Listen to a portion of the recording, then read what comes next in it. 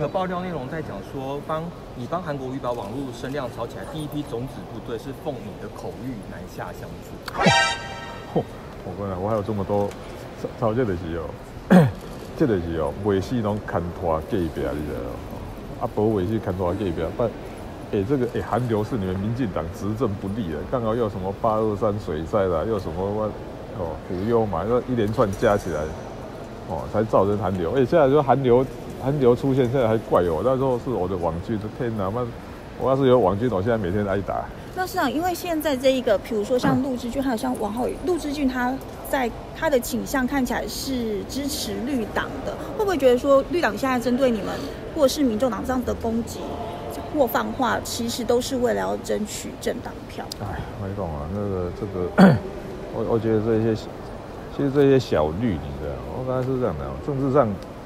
其实何必去当小绿呢？你当小绿，结局就是常常变成人家的尾巴党嘛，所以没有必要了。市长，先问一下，你认识陆志俊这个人吗？因为他在他的脸书上面说，你去年跟黄承国他们在木栅那一场密会，其实他们是有说，他们就是可以帮你劝退姚文智，是你自己不要。然后你还说姚文智如果出来选到底的话，可以帮你争取到蓝营的选票。这奇怪了，这个如果当天开会就那几个人，那今天我又没有出来讲，那到底是谁出来放消息的？所以是真的有这件事情吗？第一点呢，他们那一天只是很客气的，没有，因为是这样，我讲话一向都直来直往嘛，可是他们讲话都绕来绕去，你知道吗？我听不懂他们想干什么，我就这样讲。所以，那你真的有说要让他们可以继续提姚文智选到底吗？是这样讲的吗？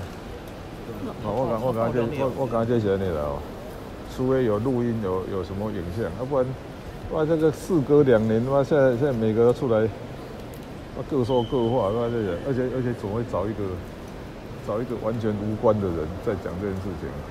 陆志俊跟那一天与会的人一点关系都没有。所以你不认识这个陆志俊？我知道他是那个像许信良的助理嘛，是不是？我记得是这样。因为王浩宇说陆志俊以前有帮你做过事情。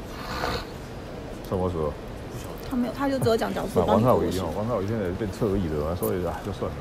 因为他还说那个蔡英文对你爱护有加。蔡英文对爱护，那而且他们对爱护的定义大家不一样，还是？所以你没有那个时候你也没有想说，就是姚文智如果出来选的话，你可以继续争取蓝营的票。那时候没有跟陈明文他们分析。我刚才这种事情事过境迁，你这样哈，就不要再去做太多。其实他们当时也是个试探吧。那我们看说到底怎么说啊？其实老实讲，我感觉这个是这样的哦，还是那一句话，一开始是狗摇尾巴，后来尾巴摇狗，后来尾巴掉在地上自己会摇。就是说，你们在2017年9月那种操纵媒体，把柯文哲打成这个样子，然后等到后来，我觉得我刚才讲说，你们都打成这个样子，现在你们要跟柯文哲合作，现在有问题的不是我，是你们自己都解释不下去的。所以常常是这样的，政治这种东西就是说很多东西，就是说不是做了以后要再 correction， 要再矫正回来，或者要再弥补回来，很困难的。所以我说你们把我抹红这个样子，现在你们又说要合作，我恐怕到时候要解释不清的是你们。市长，你对郭董还有亲民党的关系感到吃味吗？不会啊，这个哪有什么？这个对我是都可以理解的，就是我也不会说，我觉得这样嘛。